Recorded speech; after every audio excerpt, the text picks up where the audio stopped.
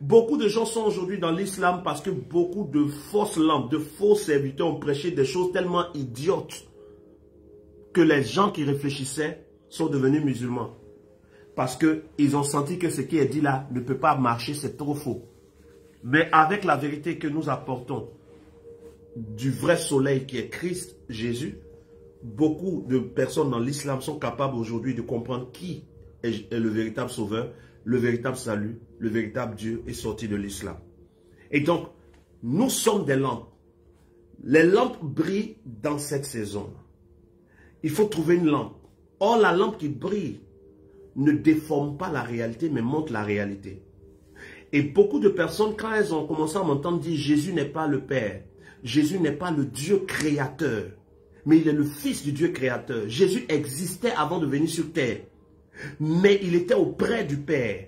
Quand les gens m'entendaient dire ça au début, oh c'est un faux prophète, c'est un faux prophète, ne vous inquiétez pas, être appelé faux prophète n'est pas nouveau. Jésus a été appelé Belzébul. Le problème c'est que quand la lumière, une lampe est claire, les gens veulent des lampes qui éclairent pour redire ce qu'ils ont déjà entendu. Or, dans beaucoup de choses qu'on vous enseigne dans les églises, moi-même j'ai enseigné, j'ai commencé mon ministère à prêcher ou à servir Dieu en 98. 1998. 2008, ça fait 10 ans. 2018, ça fait 20 ans.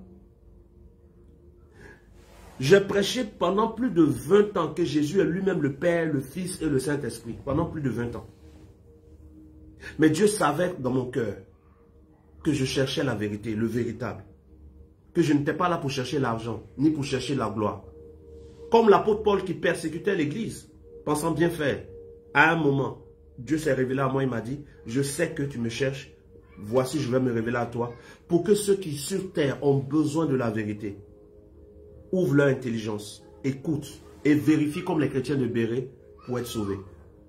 Donc frère, quand vous m'entendez dire des choses, ne pensez pas que c'est pour attaquer vos églises. Il y a des pasteurs qui disent non, tu dis ça pour chasser nos fidèles. Non, ce n'est pas mon objectif.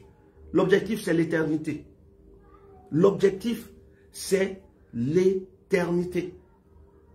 Donc, quand les gens m'entendent dire certaines choses, au lieu de vérifier, au lieu de prendre le temps d'écouter, on dit, oh, n'écoutez pas celui-là. Beaucoup de pasteurs même ont peur que vous veniez écouter. Ils ont peur que vous entendiez. Parce qu'ils savent que si vous entendez, que vous vérifiez, ils seront obligés de eux-mêmes revoir. Mais gloire soit rendue à Dieu pour tous ces apôtres, ces prophètes, ces évangélistes, ces docteurs, qui m'écrivent une bourse, qui ont changé leur message, qui ont corrigé les erreurs, qui ont commencé à vérifier, qui m'ont écrit pour dire, on a fait la théologie, mais ce que tu as dit, on allait vérifier. J'ai un diplôme de docteur en théologie, mais j'ai vérifié, tout ce que tu as dit est juste.